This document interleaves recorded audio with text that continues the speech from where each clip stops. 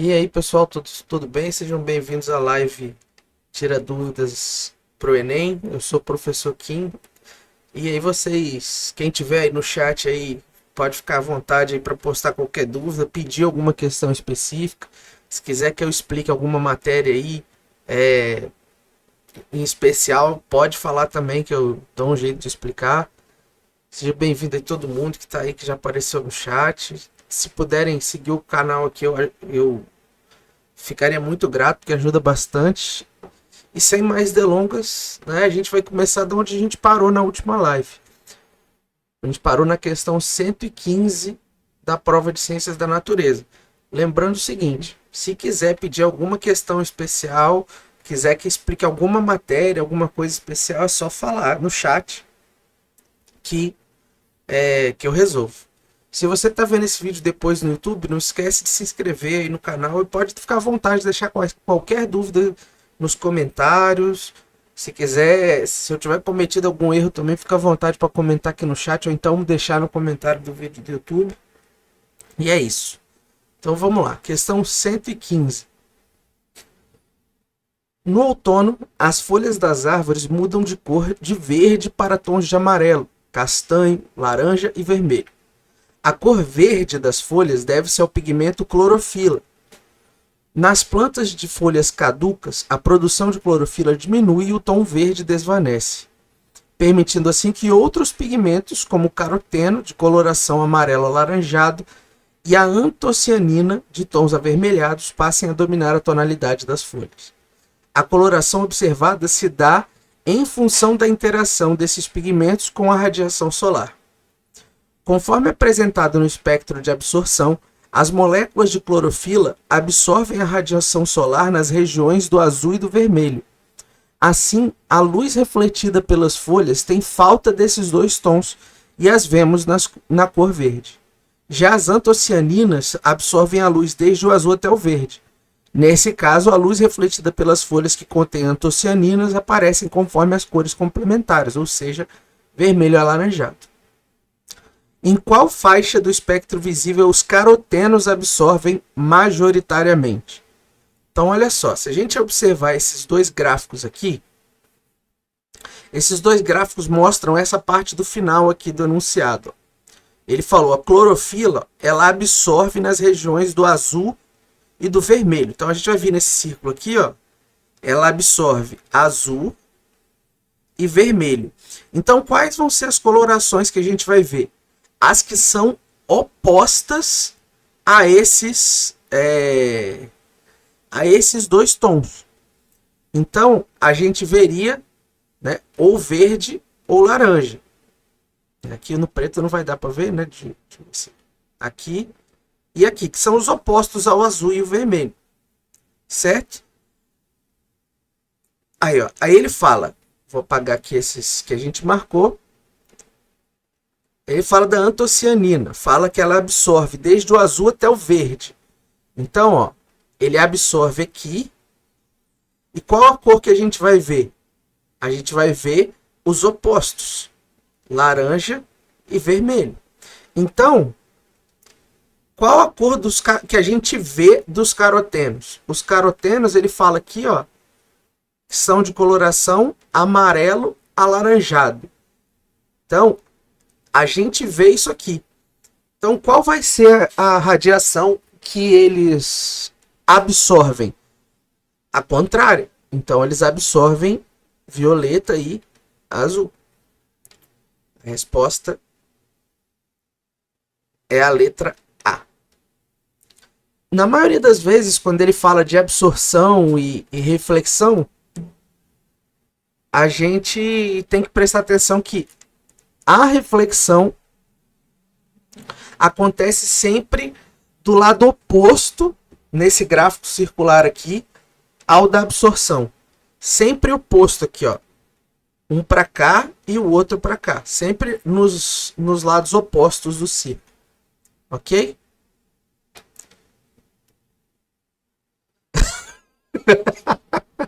Quando passar, mas se quiser, eu aceito. Inclusive, ó, tem um link aqui embaixo para fazer doação, se quiser. É só clicar no símbolo do Pix. Ai, ai.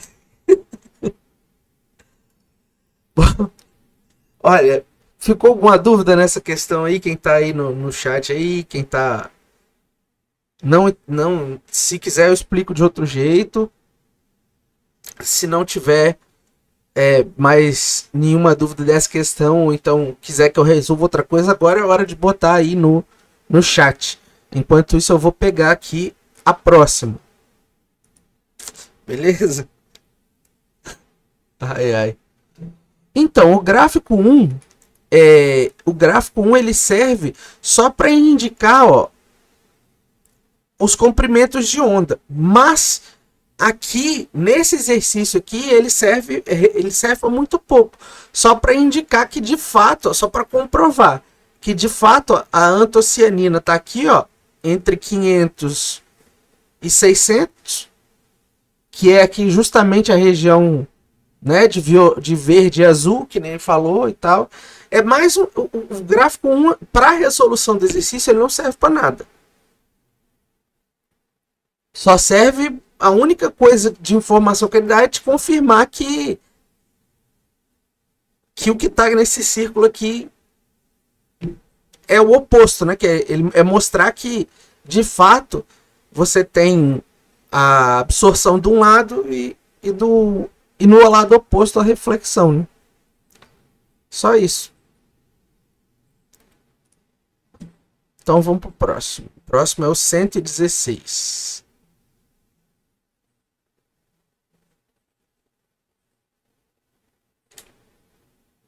Deixa eu pegar que esse aqui é um pouquinho maior. Eu vou fazer o seguinte, eu vou pegar ele em duas partes. Melhor.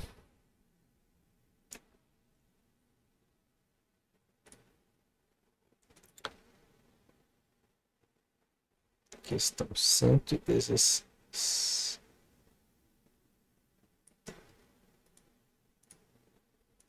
Fique à vontade aí para deixar qualquer dúvida aí, que não seja dessas questões também. Qualquer coisa eu tô aí para ajudar.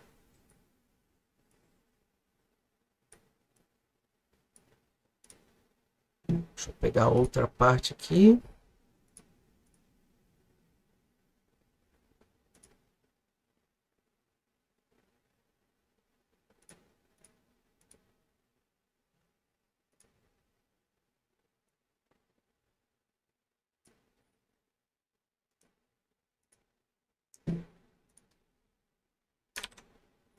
Então tá aqui, ó. Então, essa 116 ela fala assim: no cordel intitulado Senhor dos Anéis, da autoria de Gonçalo Ferreira da Silva, lê-se a cestilha. Olha só, eu não vou nem continuar lendo aqui, pelo seguinte: olha o título desse cordel: o Senhor dos Anéis. Agora, olha a pergunta. Considerando os versos da cestilha e as informações da tabela, qual planeta o cordel faz referência? Pelo título você consegue responder que é Saturno. Qual que é o planeta famoso pelos anéis dele? Saturno. Só o título do cordel já dá a resposta. Mas vamos avaliar os versos que nele pediu. Ó. A distância em relação ao nosso planeta amado, pouco menos que a do Sol. Pouco menos que a do Sol, ele está distanciado. E menos denso que a água quando no normal estado. Então, ó. Primeira coisa. O único planeta dessa tabela aqui que é menos denso que a água é Saturno. Aí ele falou que a distância dele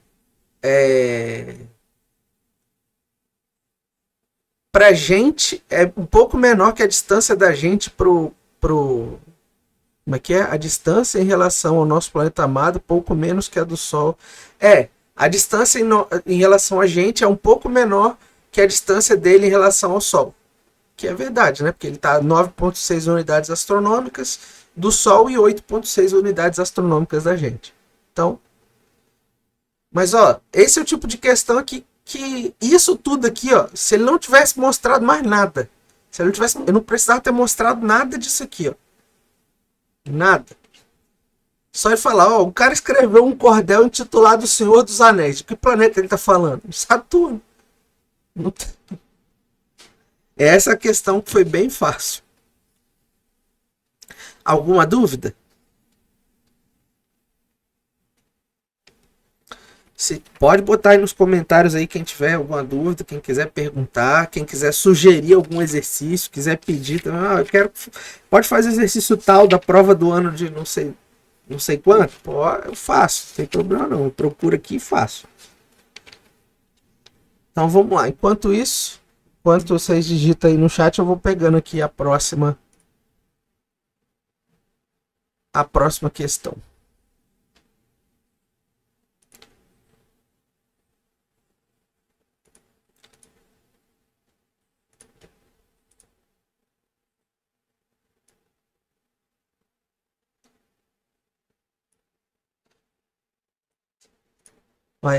Essa questão aí que a gente fez do Saturno, ela ilustra mais uma vez o que eu tinha falado da última live. A prova do Enem não é uma prova difícil e ela tem um monte de coisa que ajuda a gente a matar várias questões sem gastar quase tempo nenhum, né? Como foi o caso dessa daí. O maior problema é o gerenciamento de tempo. É o maior problema da prova do Enem. As questões em si não são tão elaboradas. Vai ter sempre uma ou duas que são mais elaboradas, mas nada demais. Então, vamos lá. Vamos para 117 agora, mais uma questão de física.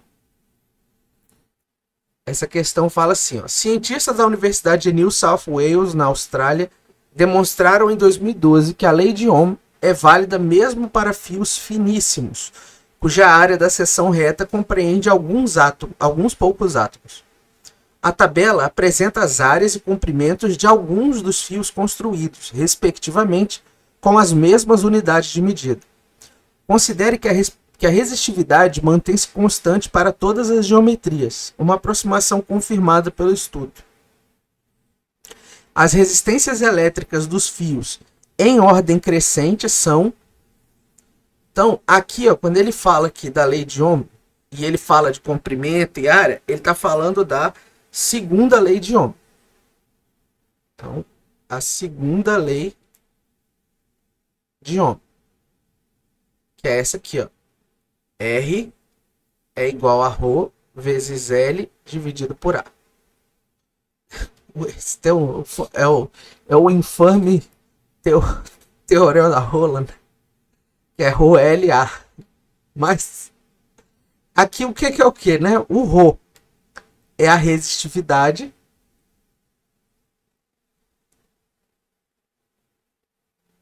O L é o comprimento do fio. E o A é a área da seção reta desse fio.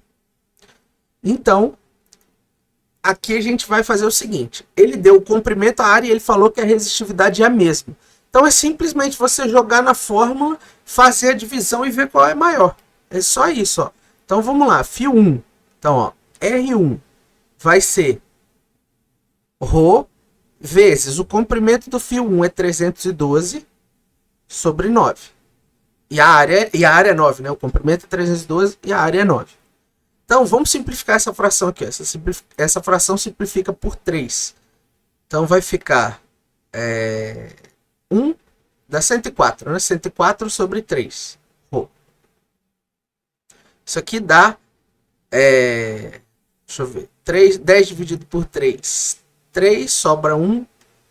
4, sobram 2. 6, sobram 2. Então 6, 6, e assim por diante. Então isso aqui vezes ρ. O ρ é igual para todo mundo, então não vai fazer diferença.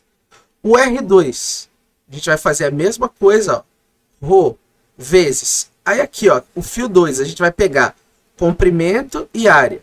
Então, ó, 47 o comprimento e a área é 4. 47 é primo, então não dá para simplificar. Então a gente vai ter que dividir. Isso aqui vai dar 4 dividido por 4, 1. 7 dividido por 4, 1. Sobram 3. Isso aqui dá 7. Sobram 2. Então, acho que é 11,75. O 3, a gente vai fazer a mesma coisa para o 3. Rho vezes. Aí pega o comprimento dele e a área. O comprimento é 54 e a área é 2. Então, 54 dividido por 2, 27 Rho. E por último, o R4 vai ser Rho vezes a área 1, o comprimento é 106. Então, 106 sobre 1, que dá 106 Rho. Então, aí é só botar em ordem crescente. Ó. Em ordem crescente, como que isso aqui vai ficar? Vai ficar assim, né? Ó. Quem que é o menor? R2 é o menor. Depois do R2, R3. Depois do R3, R1. E o maior é o R4. Então a resposta aí é a letra C.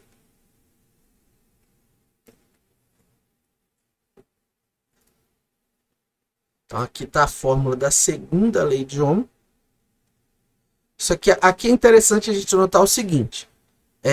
Essa informação, essa fórmula, né, ela também mostra para a gente o seguinte, que a resistência de um condutor ela é diretamente proporcional ao comprimento dele, ou seja, quanto maior for o comprimento desse condutor, maior vai ser a resistência dele, e ela é inversamente proporcional à área, ou seja, quanto maior for a área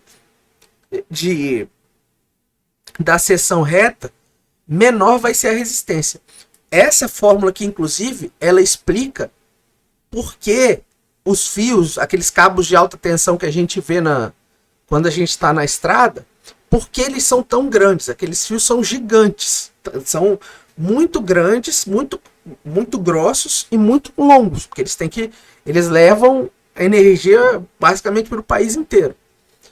Por que eles têm que ser tão grossos? Porque como eles são muito extensos, se eles fossem muito extensos e fossem do tamanho de um fio normal, a resistência deles seria tão grande que a energia toda que eles teriam que transmitir seria dissipada.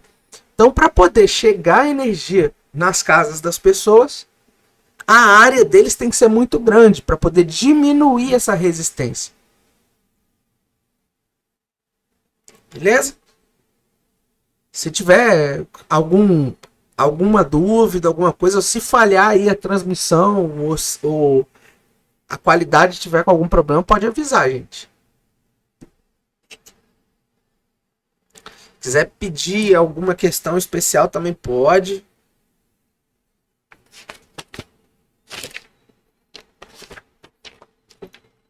Nós vamos para... Enquanto isso, eu vou pegando a próxima.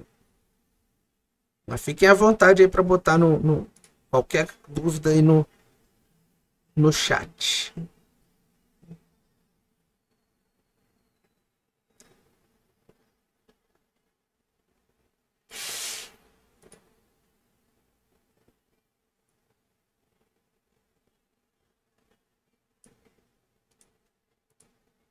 Vamos lá. Próxima questão de química.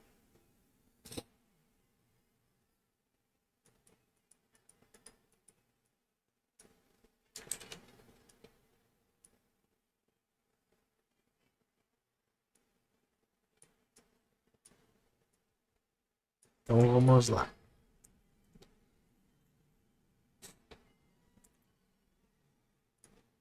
A próxima questão fala o seguinte. Questão 119.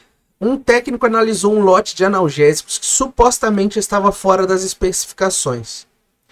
A composição prevista era 100 mg de ácido acetil salicílico por comprimido, princípio ativo cuja estrutura está apresentada na figura.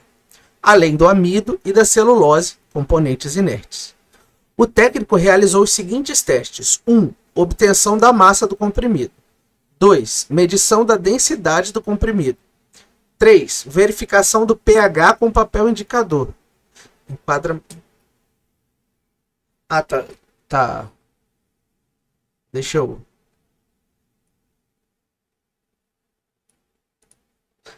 Talvez seja porque você tá vendo no celular, não, mas eu vou botar mais no meio aqui. Vê se melhora aí. Tá melhor assim ou tá ruim ainda?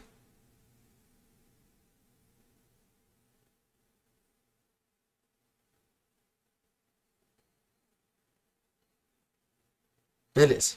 Então vamos lá. Então, ó, aí continuando então aqui.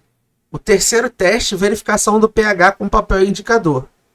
4. Determinação da temperatura de fusão do comprimido. E 5. Titulação com solução aquosa de NaOH. Após a realização dos testes, o lote do medicamento foi reprovado, porque a quantidade de ácido acetilsalicílico por comprimido foi de apenas 40% da esperada. Aí está aqui o composto. O teste que permitiu reprovar o lote de analgésicos foi o de número... Bom, olha só. Obter a massa do comprimido não vai alterar em nada, porque o comprimido, todos os comprimidos têm alguma variação de massa.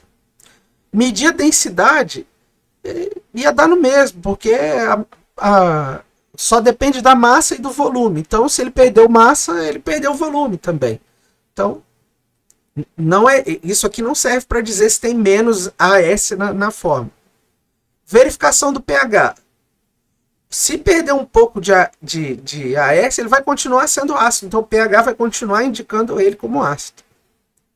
Determinação da temperatura de fusão. Não, você não, isso aqui só serviria para indicar se foi acrescentada alguma coisa. Se tem alguma coisa que não deveria estar ali. E, como a gente sabe, a única coisa que mede, né, que determina a concentração de uma solução ácido ou básica é justamente a titulação.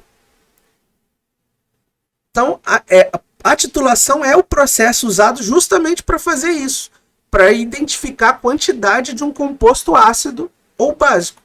Como ele queria saber quanto tinha de ácido e ele encontrou apenas 40%, a gente pode garantir que o processo que ele usou foi a titulação. Então foi na etapa 5. Então, ó, botar aqui, ó, dos processos indicados,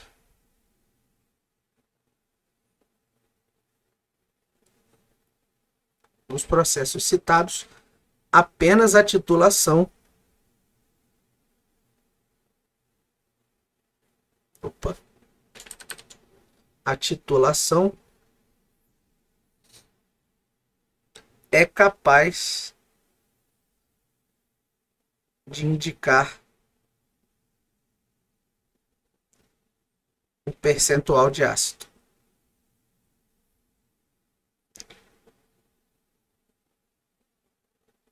Então é isso. Não tem muito mistério também. Se você conhecer se você soubesse o que é titulação, automaticamente você já saberia que a resposta é a letra E, que é o quinto processo que determinou.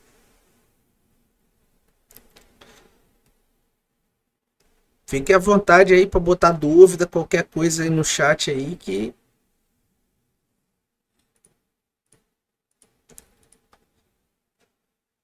E agora, enquanto vocês vão botando aí, eu vou para a questão 121. Questão de física.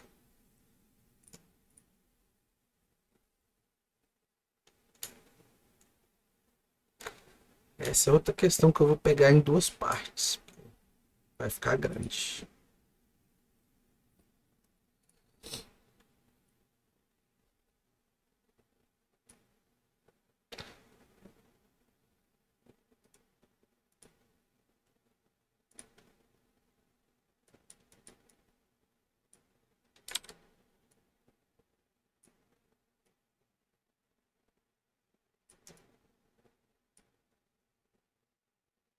Como essa questão aqui não vai precisar de cálculo, eu vou deixar ela toda aqui.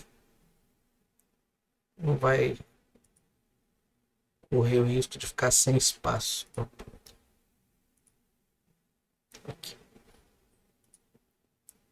Pegar as opções para botar aí.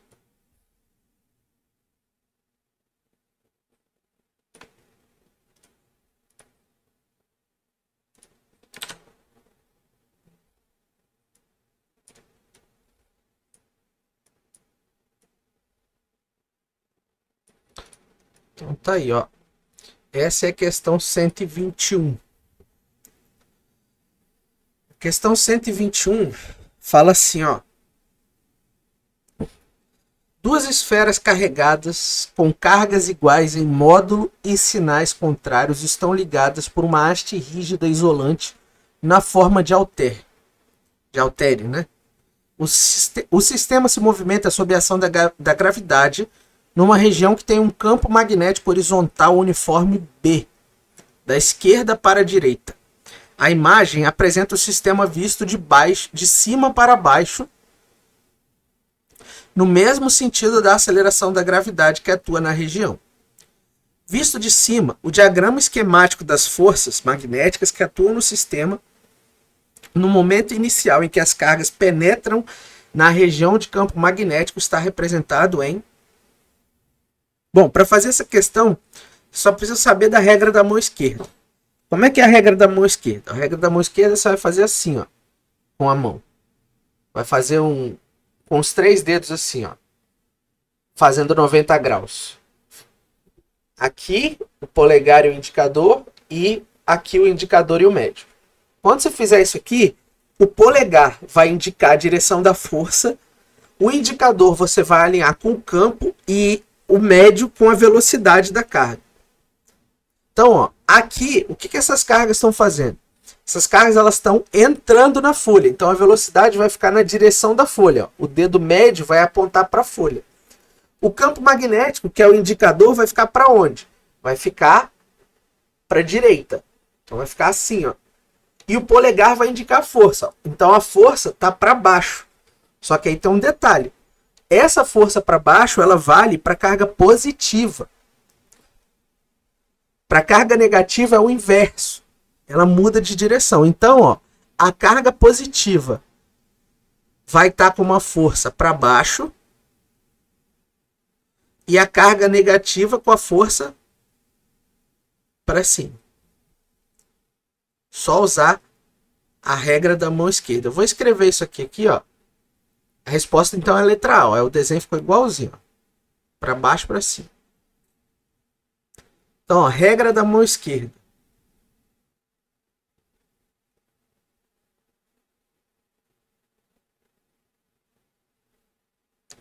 Então, ó,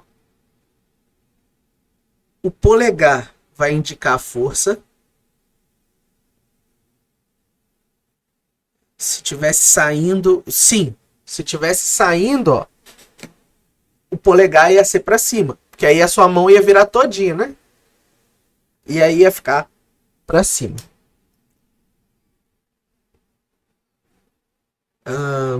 O polegar representa a força. O indicador, o campo.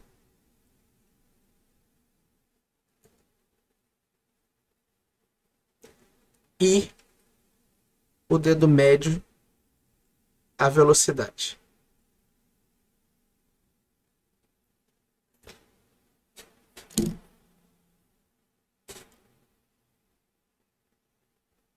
Beleza?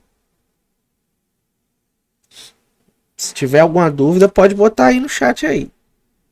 Fica à vontade aí para perguntar qualquer coisa, para pedir alguma questão específica.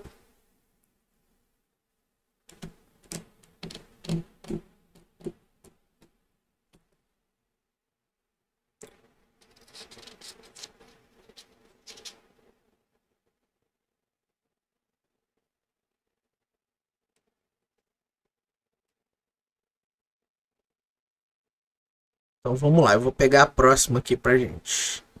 A próxima é a 124.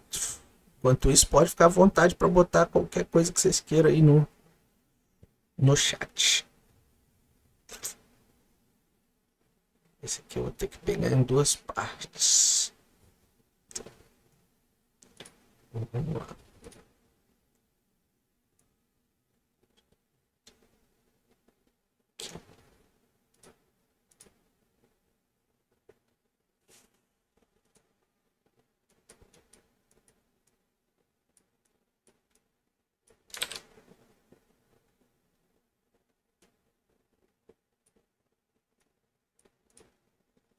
Deixa eu pegar as alternativas e a pergunta agora.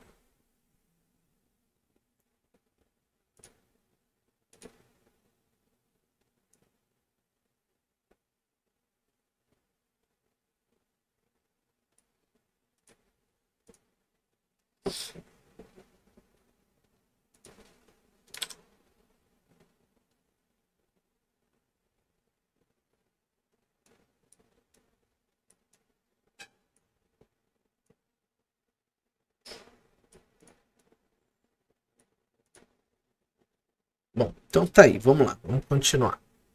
Questão 124, questão de química.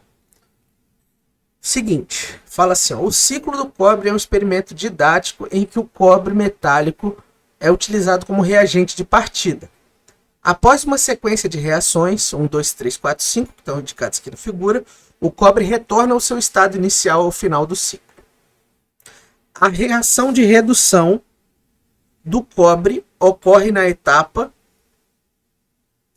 Então, ó, o que acontece aqui? O que é uma reação de redução? Reações de redução ou oxidação, chamadas reações de oxirredução,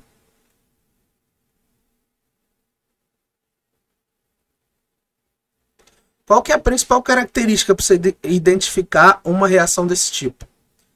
A principal característica é a alteração do NOx, ou do número de oxidação. Então, a gente quer uma alteração em que o NOx do cobre mude. Beleza? Então, é o seguinte. Aqui, ó, a gente tem o seguinte. Ele vai reagir com...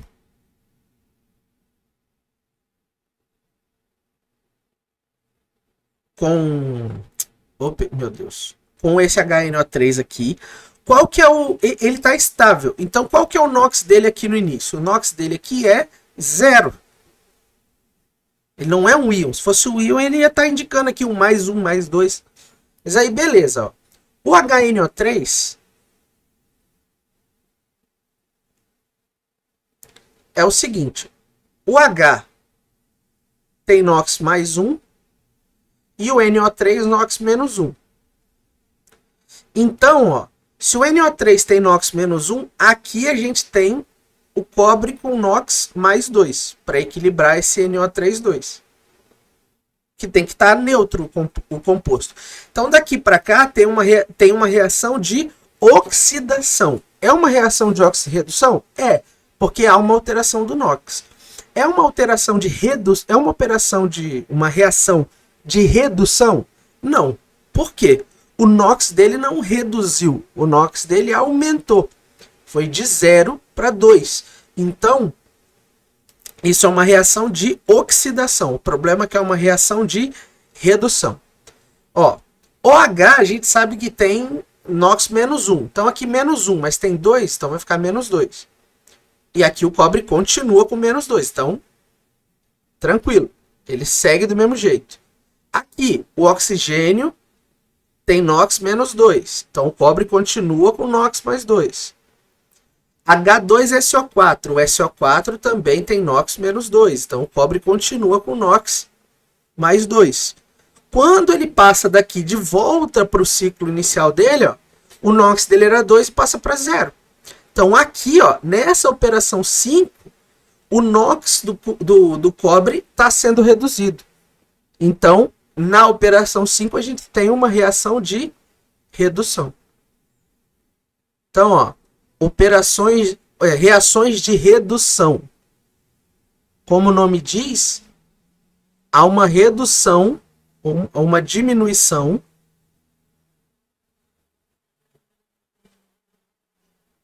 do NOx. E na oxidação, há um aumento do NOx. E é de se esperar, né? Porque NOx é o quê? É o número de oxidação. Então, se diminui o número de oxidação, significa que ele reduziu. Se aumentou o número de oxidação, significa que ele oxidou. Então, a reação de oxidação. Se não tiver entendido, se tiver alguma dúvida, pode ficar à vontade aí para botar aí nos comentários que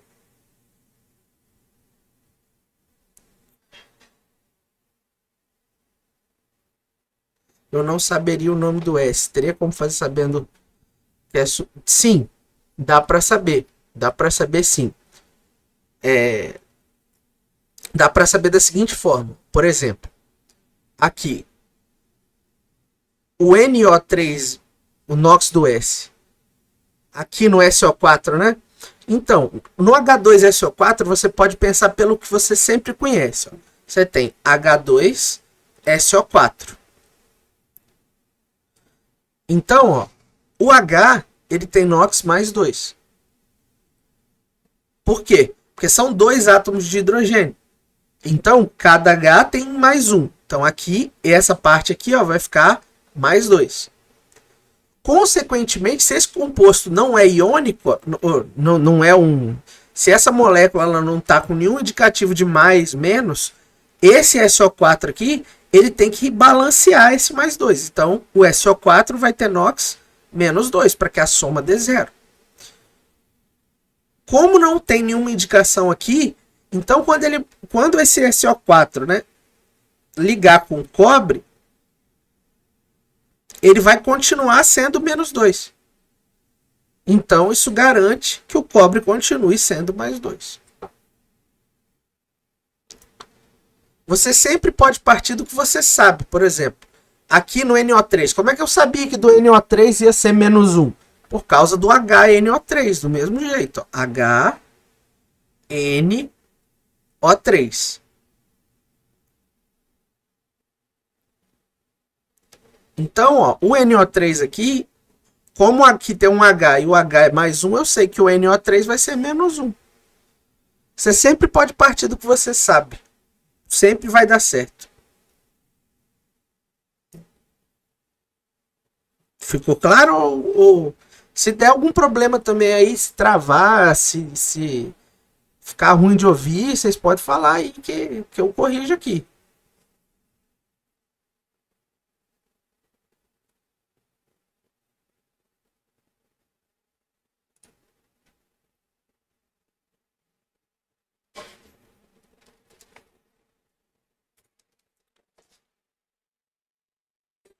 Beleza. Então vamos para o próximo. O próximo é de física, é a questão 126.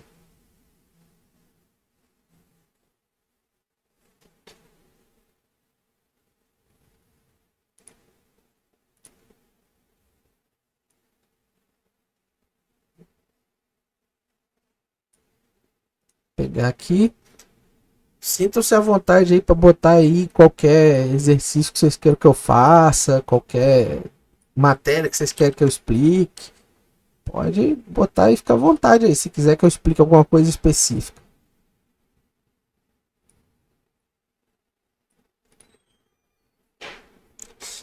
Se ninguém falar nada, eu vou seguir aqui fazendo as questões aqui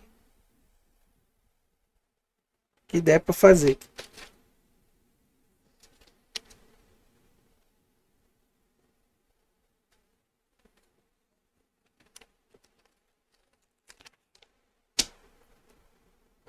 Vamos lá então. Questão 126.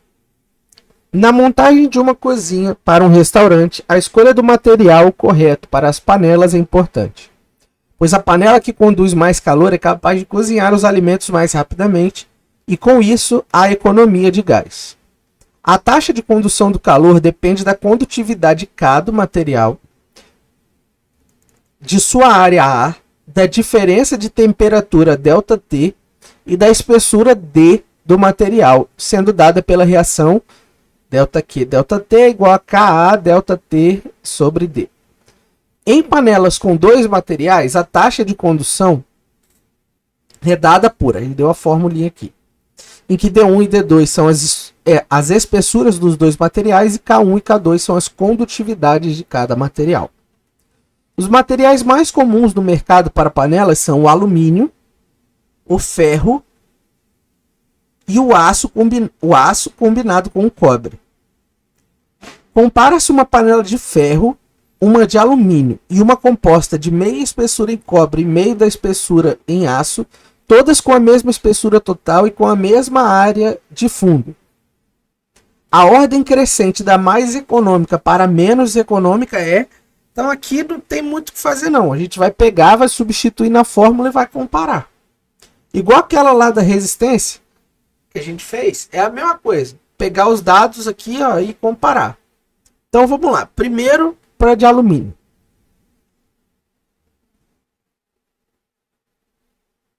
A de alumínio a gente vai pegar aqui, ó, ΔQ ΔT vai ser igual a... O K do alumínio é 20. Tá aqui, ó. Então, 20 vezes A vezes ΔT sobre D. Essa parte aqui, ó, é igual para todo mundo. Então, o que vai valer é esse valor que está na frente. Então, vamos lá. O ferro. A panela de ferro vai ficar ΔQ sobre ΔT é igual a... Aí vem aqui, ferro. 8 watts por metro vezes Kelvin. Então, 8 A vezes ΔT sobre D. E por último, a de cobre com aço.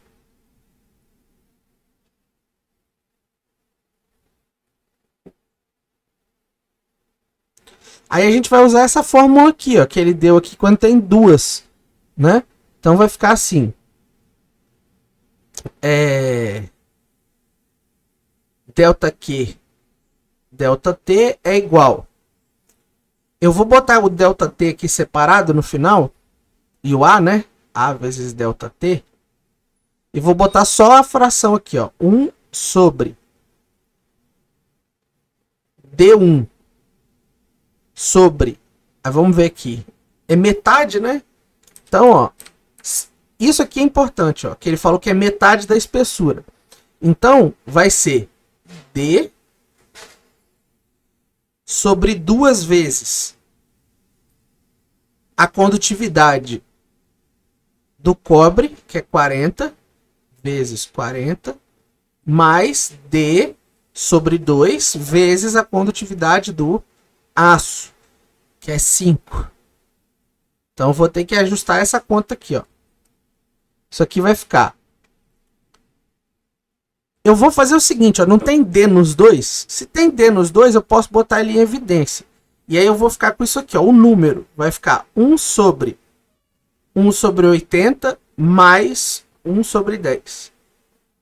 2 vezes 40 dá 80 e 2 vezes 5 dá 10.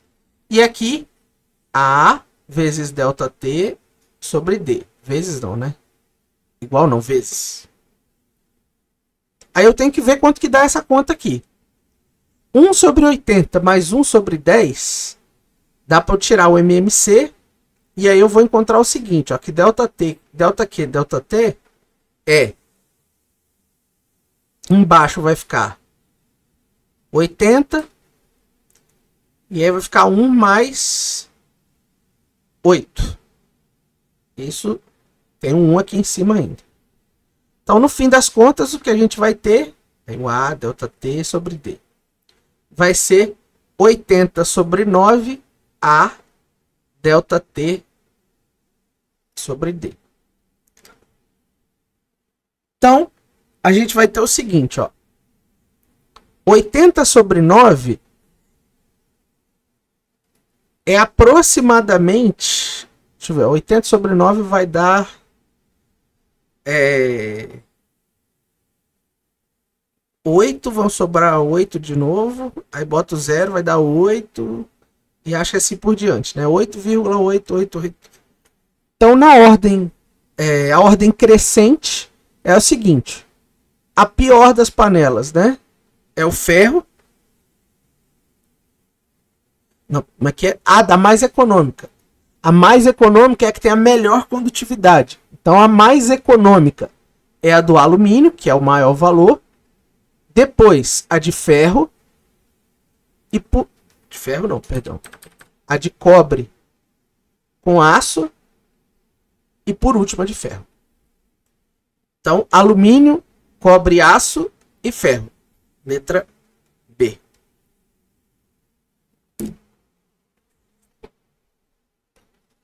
O que tinha de complicado nessa questão aqui era só fazer essas continhas aqui com relação ao cobre e o aço.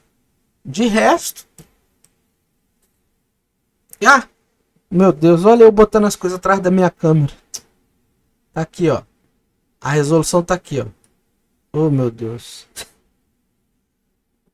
Botei tudo atrás da câmera, não deu pra ver nada da final da conta. Me distraí aí.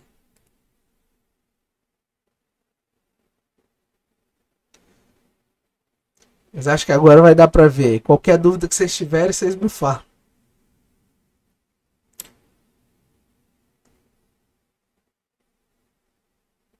Quando eu vou pegar a próxima. Se vocês não entenderem o jeito que eu fiz aí, pode falar que eu explico de novo. De alguma forma diferente para poder vocês entenderem melhor. É que é quase acabando já a prova de ciência da natureza. O que eu fiz aqui, ó, a gente tinha o seguinte, ó. Deixa eu pegar aqui a fração, ó, que a gente ficou com sobre 1 sobre, aí eu fiz o MMC, né? Aí deu 80 e aqui ficou 1 mais 9. Mais 9 não. Mais 8. Eu fiz isso aqui, ó.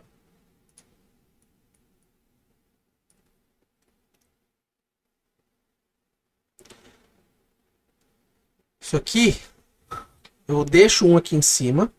Aí vai ficar 9 sobre 80. Aqui é 1 sobre 1. Então eu repito a primeira e multiplica pelo inverso da segunda. Que dá 80 sobre 9. Foi isso que eu fiz.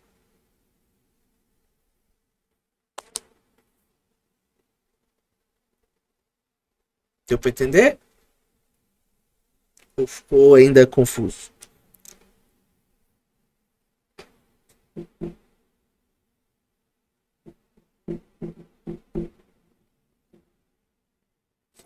Beleza, então.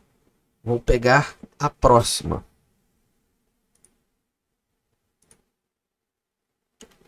A próxima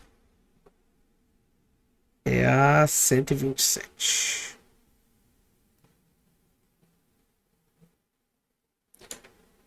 Questão grandona aqui.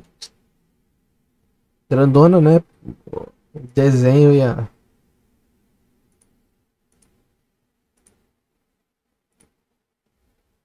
Pegar uma parte dela aqui. E a.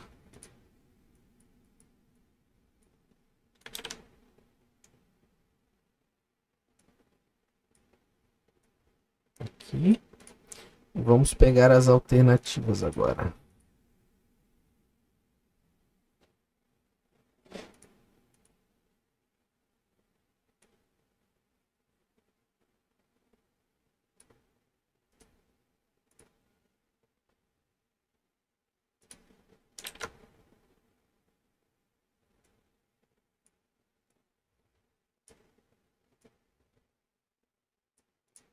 Vou ter que aumentar isso aqui um pouquinho. Vou botar aqui do lado, aqui, um do lado do outro.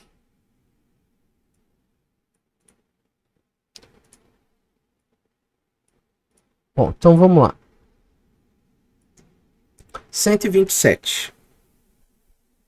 A 127 fala assim, ó, é possível ligar aparelhos elétricos de baixa corrente utilizando materiais comuns de laboratório no lugar das tradicionais pilhas. A ilustração apresenta uma montagem que faz funcionar um cronômetro digital. Aí tá aí. Utilizando a apresentação de projetos, de projetos elétricos, o circuito equivalente a esse sistema é, bom, aqui a gente tem um voltímetro. O voltímetro sempre tem que estar em paralelo com o circuito. Então, ó, a letra A e a letra E vão embora. Porque o voltímetro, todo voltímetro, tem que estar sempre em paralelo. Então, ó, aqui ele está em série e aqui está em série. Então não pode. Sobrou em paralelo isso aqui, ó. Aí, olha só. Esse número, essa letra D aqui tem um monte de resistência. O que é resistência? A resistência é o aparelho que você está ligando. Só tem um aparelho aqui. Só tem o cronômetro. Então não pode ter 4 resistências. Então a D também não é. Sobrou o seguinte. Qual que é a diferença da letra B para a letra C? A polaridade dessas pilhas.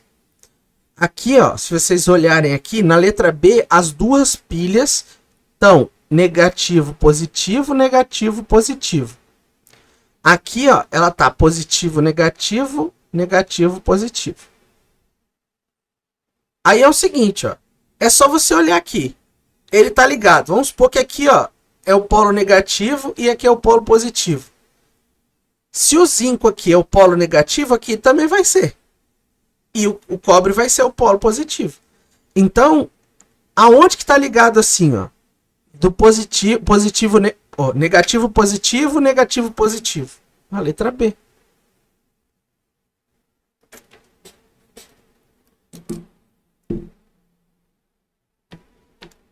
Tranquilo?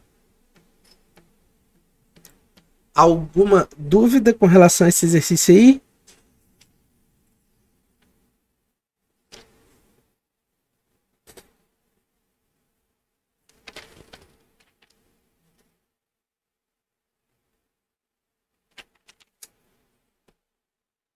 Então vamos lá.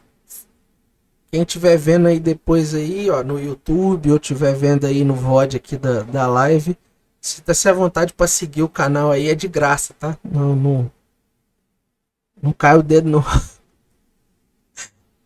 Uma brincadeira, é só porque ajuda muito. Se você estiver vendo no YouTube, se inscreve, ajuda pra caramba. Não esquece de curtir o vídeo também lá no YouTube. Sinta-se à vontade para comentar qualquer dúvida que vocês tiverem. Aqui também no chat, se vocês quiserem que explique alguma coisa, que resolva alguma questão de alguma outra prova, é só falar. Então, vamos lá, ó. Questão 128. Questão de lançamento oblíquo.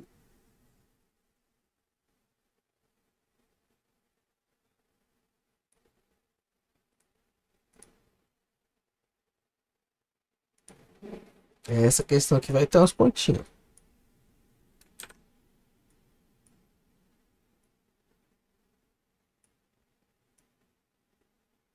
Tá aí, ó.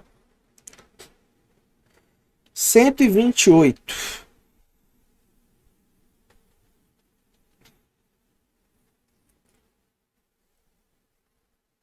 128 fala o seguinte. A figura foi extraída de um antigo jogo para computadores chamado Bang Bang. No jogo, 2 competidores controlam os canhões A e B, disparando balas alternadamente com o objetivo de atingir o canhão do adversário. Essa questão não? Ah, você vai ver, essa questão aí é tranquilinha. Não é tão complicado não. Vamos lá. Para isso, atribuem valores estimados para o módulo da velocidade inicial de disparo V0 e para o ângulo de disparo θ. Em determinado momento de uma partida, o competidor B deve disparar.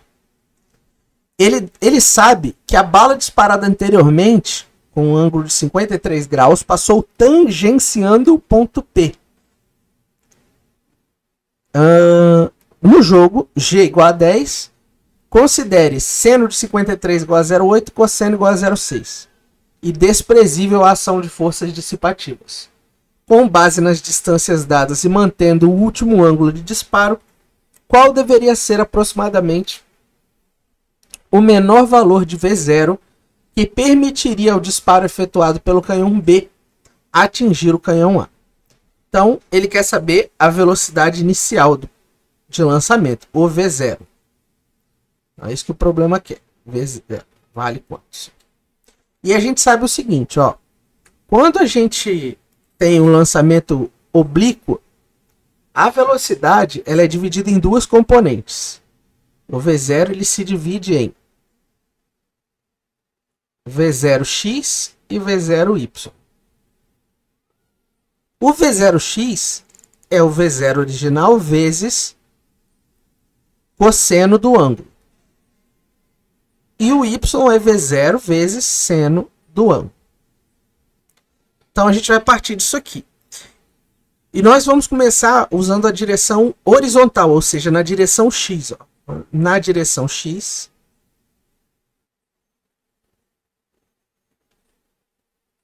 a gente tem que o V0x, na direção x de qualquer lançamento oblíquo, a gente tem um MRU, ou seja, não tem aceleração. Então as equações que a gente usa são as equações do MRU. Ou seja, a velocidade em x vai ser ΔX, que é a distância que ele percorreu em x, dividido pelo tempo. Então vamos lá, ó.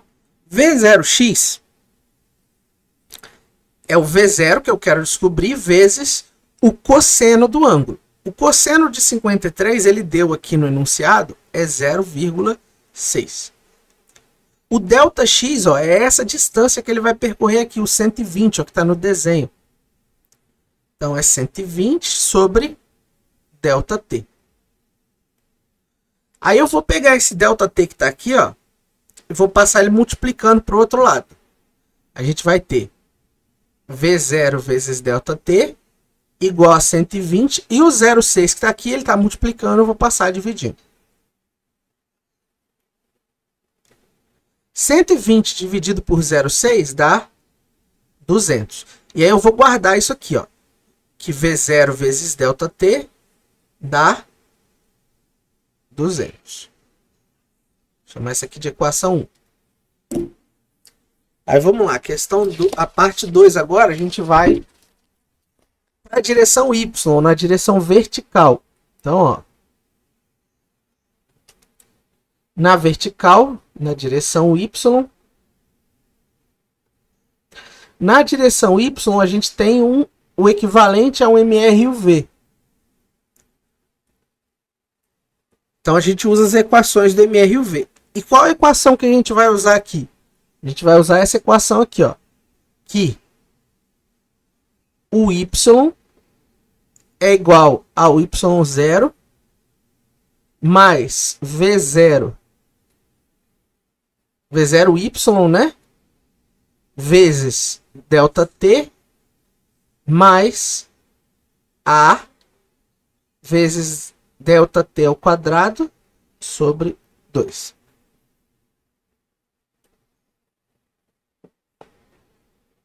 Então, Y é a altura que eu quero que ele chegue.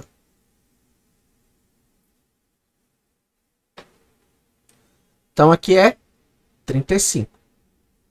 Esse Y0 é a altura do chão, é 0. Então, não vai fazer diferença. V0y vezes ΔT, ó, vai ser V0 vezes o seno do ângulo aqui, ó. Quem é o seno de 53? 0,8. V0 vezes 0,8 vezes ΔT mais a gravidade, ó. Se o Y aponta para cima, eu estou medindo a altura, e a gravidade aponta para baixo, a gravidade vai aparecer aqui como negativa. Vou até trocar aqui, ó, botar menos. Então, menos 10 vezes ΔT ao quadrado sobre 2. Beleza? Chegamos aqui, então, é o seguinte, ó. Vamos reorganizar essa bagunça aqui, ó. 35 é igual a 0,8 vezes V0 vezes ΔT, menos 10 dividido por 2 dá 5 ΔT ao quadrado. Aí, olha só. Olha o que a gente descobriu aqui. Que V0 vezes ΔT é 200. Se V0 vezes ΔT é 200, então eu vou substituir aqui, ó, 0,8 vezes 200 menos 5 ΔT ao quadrado. O que eu vou fazer agora? Vou passar esse menos 5 ΔT para o outro lado, ele vai ficar positivo, então vai ficar 5 ΔT ao quadrado é igual 0,8 vezes 200 dá 160. Esse 35 aqui eu também vou mudar de lado e ele vai passar negativo, vai ficar menos 35. Então, ó, 5 ΔT ao quadrado é igual a 125. Esse 5 que está multiplicando eu passo dividindo, então ΔT ao quadrado vai ser 125 dividido por 5, que dá 25. Então o ΔT é raiz de 25, que dá 5 segundos. Aí eu volto para essa primeira equação aqui, ó. Se o t vale 5 segundos, então o V0 vale 200 sobre 5, que dá 40 metros por segundo. Resposta letra C. Essa, na minha opinião, foi a questão mais difícil de ciência da natureza.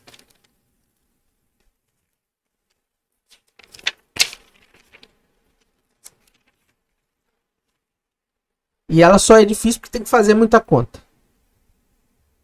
Ela não tem uma dificuldade assim, o que eu vou fazer? Não. A dificuldade é que você tem que gastar muito tempo para fazer ela. O que eu falei, a dificuldade está nas questões que gastam muito tempo. Deixa eu arrastar um pouquinho para cá, para poder ficar mais centralizado aqui. Alguma dúvida nessa questão? Quiser pedir alguma questão aí,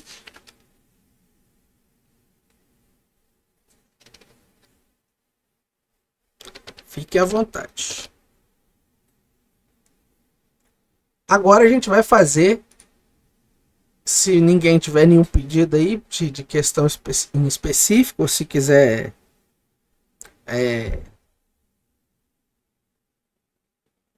ou se quiser que eu explique alguma matéria, enquanto isso eu vou pegando aqui a próxima. Vamos lá. A próxima seria a 129.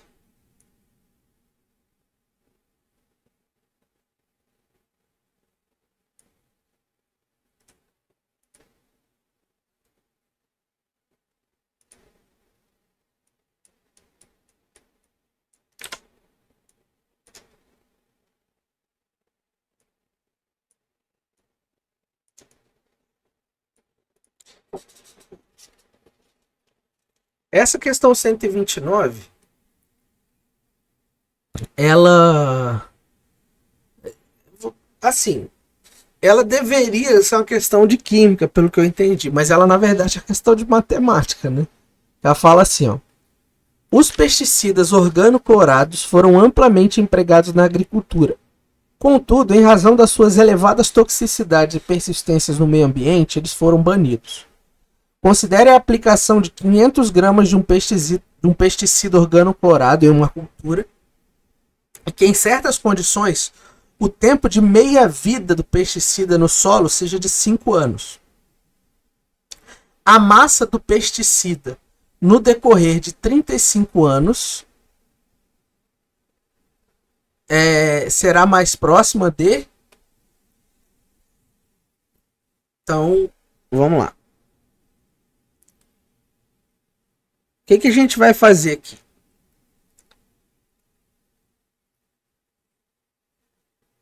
Depois de... O que é a meia-vida? Meia-vida é o tempo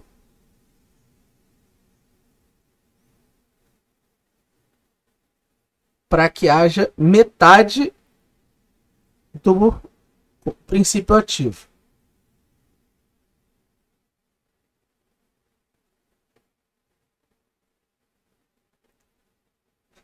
Ou seja, a cada 5 anos,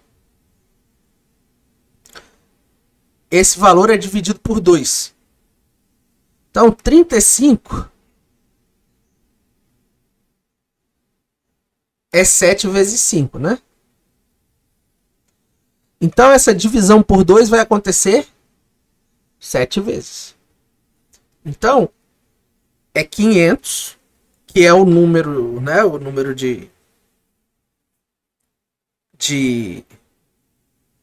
é a quantidade de pesticida inicial, dividido por 2, 7 vezes, ou seja, por 2 elevado a 7. Não, eu achei aquela do Saturno lá foi para ninguém zerar. Aquela lá foi muito fácil. Aquela do Saturno foi muito fácil. Foi a mais fácil da. Me arrisco a dizer que talvez tenha sido a mais fácil da prova inteira, aquela do Saturno. Mas vamos lá. Aqui, ó, 500 dividido por 2 elevado a 7 é a mesma coisa que 500 sobre. Aí faz 2 vezes 2 vezes 2, 7 vezes, vai dar 128.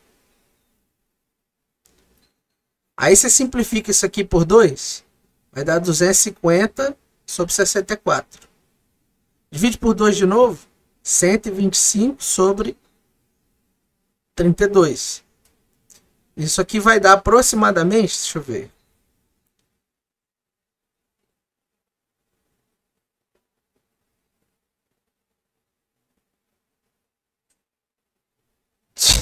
Ai, ai.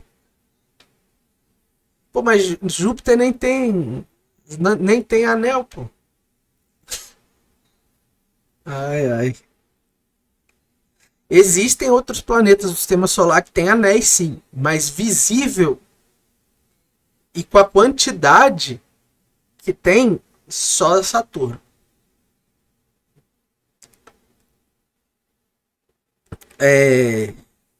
Isso aqui vai dar aproximadamente 3,9 gramas. Então a resposta aqui é a letra A.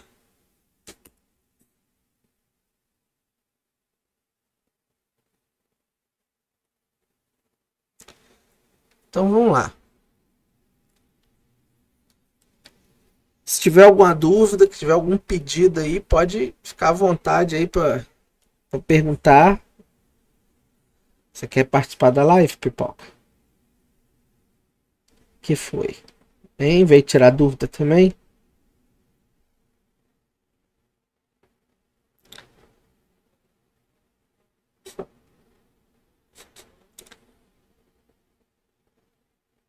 Vou pegar a próxima aqui. Enquanto isso, se vocês quiserem perguntar alguma coisa, quiser pedir questão, pode botar aí.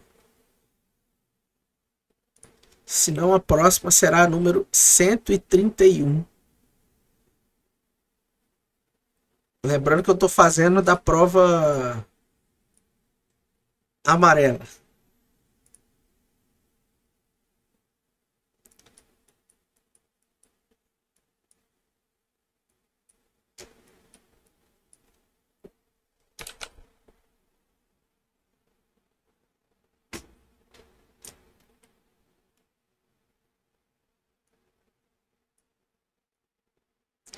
Essa aqui é outra questão bem fácil. Essa aqui fala assim, ó. A simples atitude de não jogar direto no lixo ou no ralo da pia o óleo de cozinha usado para contribuir para a redução da poluição. Peraí que eu me embolei. A simples atitude de não jogar direto no lixo ou no ralo da pia o óleo de cozinha usado pode contribuir para a redução da poluição ambiental. Mas o que fazer com o óleo vegetal que não será mais usado? Não existe um modelo ideal de descarte, mas uma alternativa simples tem sido reaproveitá-lo para fazer sabão. Para isso, são necessários, além do próprio óleo, água e soda cáustica. Com base no texto, a reação química que permite o reaproveitamento de óleo vegetal é denominada, o nome da reação que usa para fazer sabão com soda cáustica é saponificação. É, letra E. É a reação, é o nome da reação, é reação de fazer sabão, é saponificação.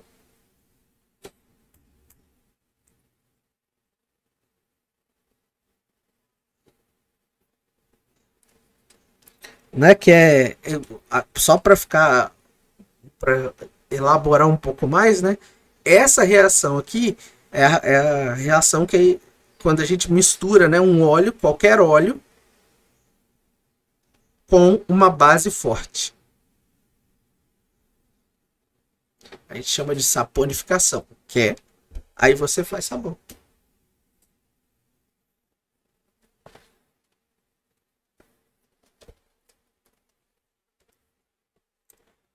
Então vamos lá. Tá acabando já a parte de ciência da natureza.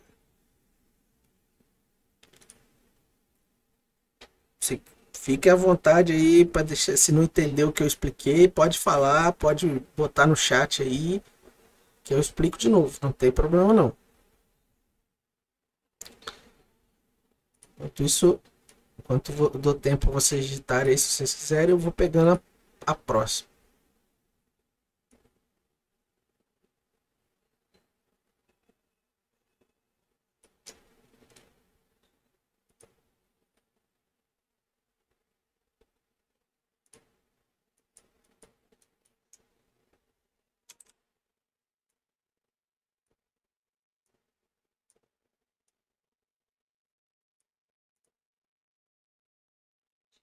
Então, vamos lá. 133. No cultivo por hidroponia, são utilizadas soluções nutritivas contendo macronutrientes e micronutrientes essenciais.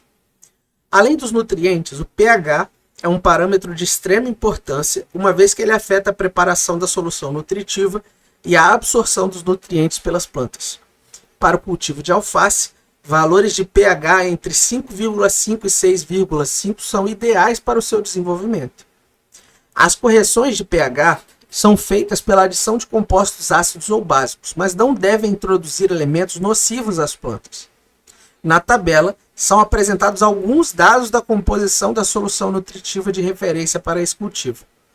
Também é apresentada a composição de uma solução preparada por um produtor de cultivo hidropônico.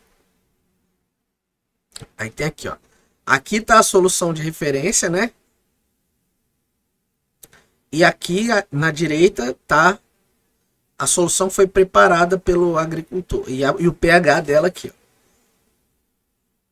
Para a correção do pH da solução nutritiva preparada, esse produtor pode empregar uma solução de...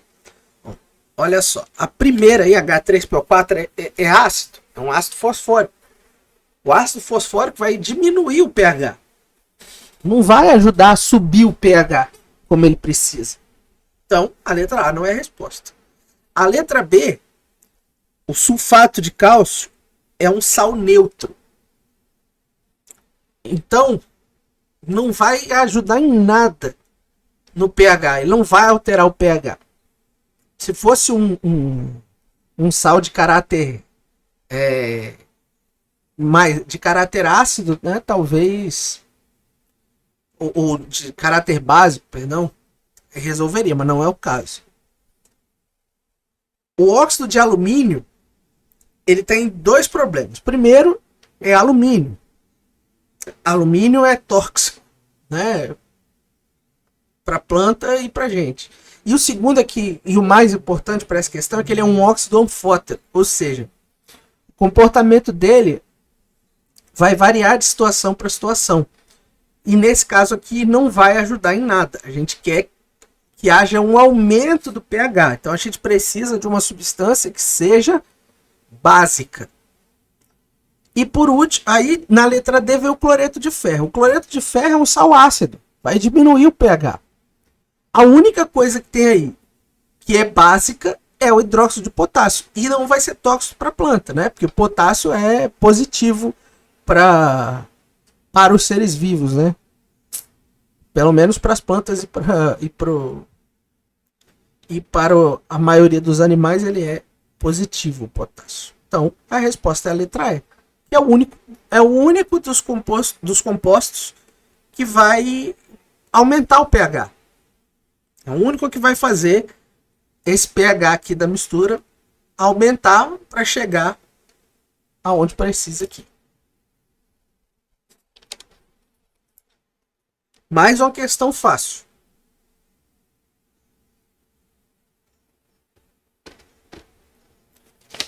E acho que agora vem o que seria a última questão, né, que a gente vai fazer de ciência da natureza, que as outras são de biologia.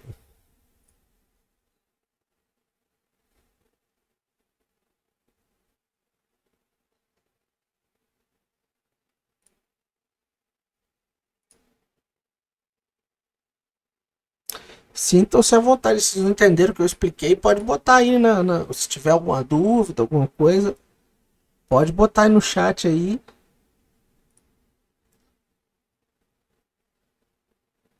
Que eu tento resolver. Enquanto isso eu vou botar na próxima aqui.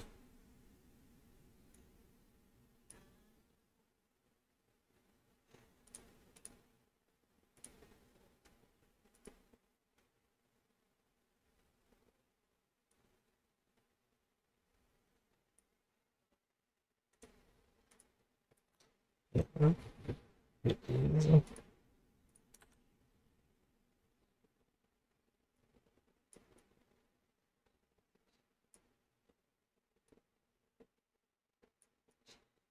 Então tá aqui, ó. Essa é a questão 134.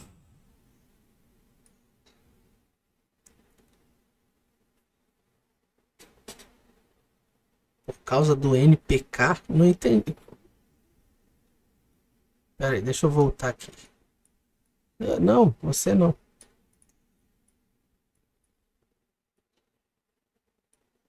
Ah, por causa do NPK aqui da... Ah, sim, sim, sim.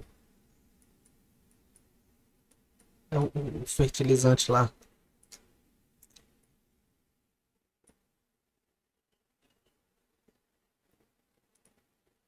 Beleza, é outro jeito, né, de... Então vamos lá. A última de ciência da natureza, depois a gente faz algumas de matemática. E aí a gente encerra depois, né? Vamos lá.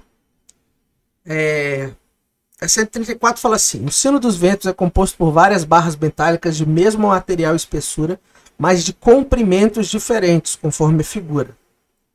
Considere F1 e V1, respectivamente, como a frequência fundamental e a velocidade de propagação do som emitido pela barra de menor comprimento, e F2 e V2 são essas mesmas grandezas para o som emitido pela barra de maior comprimento. As relações entre as frequências fundamentais e entre as velocidades de propagação são, respectivamente... Bom, primeira coisa, o som, o que muda a velocidade dele não é o fato dele estar passando num tubo, o fato dele estar passando, dele estar no ar aberto, isso não faz diferença. Então a primeira coisa que a gente tira daqui, que a não ser que um desses tubos estivesse mergulhado em água e o outro não, as velocidades vão ser iguais. O som se move à mesma velocidade em qualquer tubo desses aí. Então, automaticamente, ó, você elimina a letra A, elimina a letra C e elimina a letra E. Então, só falta saber quem tem a frequência maior. Aí é o seguinte. Para tubos acústicos, a gente tem uma fórmula, que é a fórmula da frequência do enésimo harmônico. Ou seja, quando você tem um tubo aberto, né, você vai ter diversos harmônicos, né, que são identificam a frequência do som que está saindo pelo tubo. Essa fórmula ela é dada por isso aqui, ó. A frequência do enésimo harmônico, ela é N, que é o número do harmônico que eu quero, vezes a velocidade do som, dividido pelo comprimento do tubo. Ou seja, a frequência dos harmônicos de qualquer harmônico num tubo é inversamente proporcional ao comprimento. Ou seja, o tubo menor, que é o F1, vai ter uma frequência maior que a do F2. Por quê? Frequência e comprimento são inversamente proporcionais.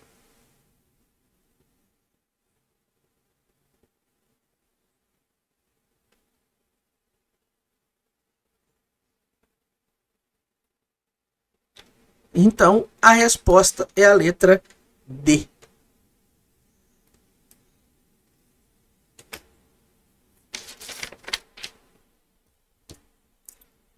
Beleza? Alguma dúvida?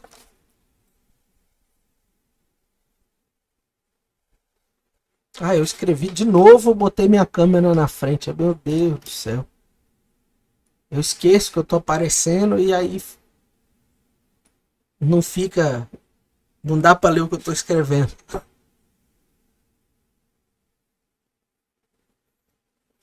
Acho que eu vou botar essa câmera para cima. Para atrapalhar menos. Alguma dúvida até aqui, gente? Ó. E se você está vendo no YouTube aí, não esquece de se inscrever no canal, de deixar o like no vídeo aí, ajuda pra caramba. E aqui, se você está vendo aqui na Twitch, você não segue o canal, peço encarecidamente que você siga, porque ajuda bastante. Então, vamos lá, agora nós vamos para matemática, né?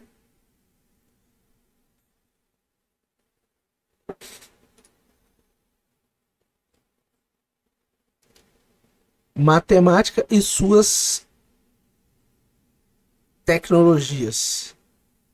Que é só um jeito bonito de escrever prova de matemática, né?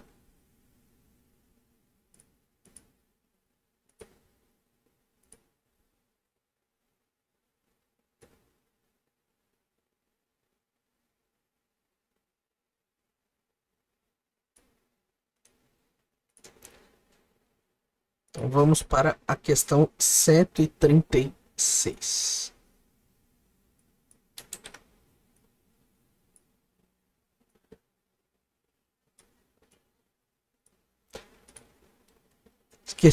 A prova começa com um negócio que a gente estuda quando a gente é criança.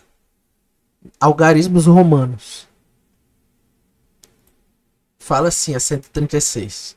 O sistema de numeração romano ainda é utilizado na indicação de capítulos e volumes de livros, na designação de séculos e em ordem cronológica de papas e reis de mesmo nome. São utilizadas 7 letras do alfabeto, 4 fundamentais, I vale 1, X vale 10, C vale 100 e M vale 1000. 3 secundárias, V vale 5, L vale 50 e D vale 500. As regras para escrever números romanos são: 1. Não existe símbolo correspondente ao zero. 2. Os símbolos fundamentais podem ser repetidos até 3 vezes e seus valores são adicionados. Exemplo, xxx é igual a 30. Uma letra posta à esquerda de outra de maior valor indica subtração dos respectivos valores. Exemplo, ix é igual a 10 menos 1, que é igual a 9. Uma letra posta à direita de outra de maior valor indica adição dos respectivos valores. Exemplo, xi é igual a 10 mais 1, que dá 11. Em uma cidade europeia, há uma placa indicando o ano de sua fundação, MCDLXIX. Quantos anos de fundação essa cidade comemorará em 2050? Então nós temos primeiro que descobrir que ano é MCDLXIX. Bom, isso aqui com todo respeito, mas isso aqui é muito fácil, gente. Vocês já estão acostumados aí com o número romano. Dá para ver que isso aqui é 1400, ó, 1469. Então, é só fazer 2050 menos 1049, ou 1469. 0 menos 9, não dá, pega o emprestado, dá 1. Aqui ficou 4. 4 não dá, pega o emprestado. 14 menos 6, 8. O 0 aqui, quando ele empresta, fica 9. 9 menos 4, 5. Só que ele teve que pegar que fica 1. 1 menos 1, 0. Então, 581 anos de idade essa cidade fará. Letra D.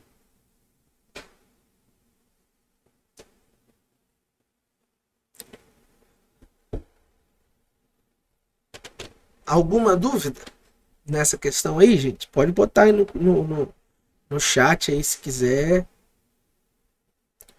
Fiquem à vontade aí para qualquer coisa aí, para qualquer dúvida.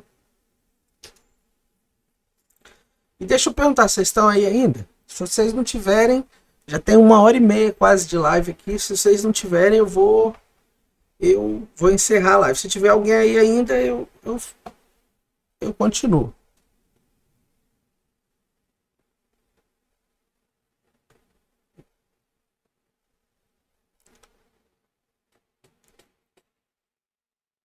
Deixa eu... De qualquer forma, vou fazer mais uma de matemática. Só que essa aí foi bem tranquilo.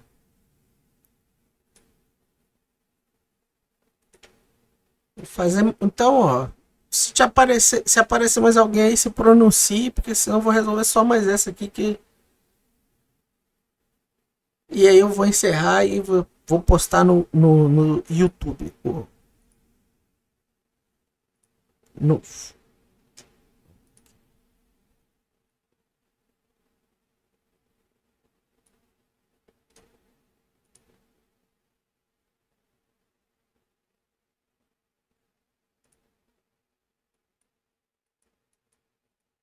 Vamos lá.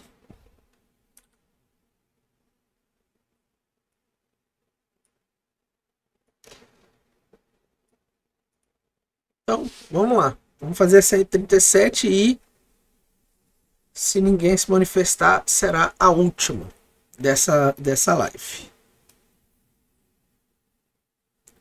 Seguinte, vamos lá. Uma das bases mais utilizadas para representar um número é a base decimal. Entretanto, os computadores trabalham com números na base binária. Nessa base, qualquer número natural é representado usando apenas os algarismos 0 e 1. Por exemplo, as representações dos números 9 e 12 na base binária são 1001 e 1100, respectivamente. A operação de adição na base binária segue um algoritmo similar ao utilizado na base decimal, como detalhado no quadro. Ele dá aí, ó, 00, 01, 10, 1. Por exemplo, na base binária, a soma dos números 10 e 10 é 100, como apresentado. Considerando as informações do texto, o resultado da adição 9 mais 12 será representado na base binária por... Então, primeira coisa aqui, que essa questão aqui, ela mais confunde do que ajuda o texto. Primeira coisa que você vai fazer é somar 9 mais 12, vai dar 21. Você soma normal e depois se transforma em binário. Como que a gente faz para escrever um número em binário? Cada casa equivale a... Igual a gente tem, né? Com os números decimais, a gente tem unidade, dezena, centena, milhar. As casas de um algarismo, de um número binário, são 2 elevado a 0, 2 elevado a 1, 2 elevado a 2, 2 elevado a 3, 2 elevado a 4, 2 elevado a 5 e assim por diante. O que significa tá 0, 1? Cada um desses números aqui, ó, 2 elevado a 0 é 1, 2 elevado a 1, 2, 2 elevado a 2, 4, 2 elevado a 3, 8, 2 elevado a 4, 16, 2 elevado a 5, 32. Então, ó, como que a gente monta um número aqui? A gente faz assim, ó.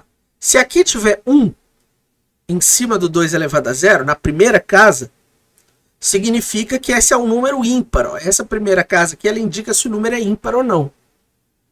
21 é ímpar. Se 21 é ímpar, que é a soma de 9 mais 12, então essa primeira casa vai ser 1. Aí o que eu tenho que fazer além disso? Agora, ó, eu tenho que usar valores que somados deem 21. Então, ó, se eu já tenho 1 aqui, dá 21. Aqui, ó, se eu botar 1 aqui e botar 0 no resto, ó, eu tenho 1 mais 4 mais 16, que dá exatamente 21, que é o 9 mais 12.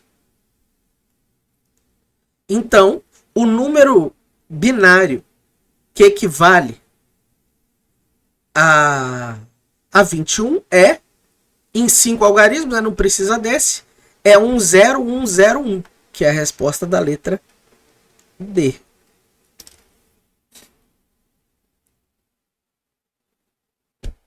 Então é isso. Alguma dúvida aí, gente? Se tiver mais alguém aí, só falar que eu continuo. Senão eu vou encerrar por aqui mesmo. Que já acho que já tá bom, né? Se tiver mais gente que quiser que continue, eu continuo, não tem problema não. O objetivo é ajudar vocês. Mas você quer que eu continue, mãe? Se só tiver você, eu vou encerrar. Você já fez Enem, já passou, já se formou.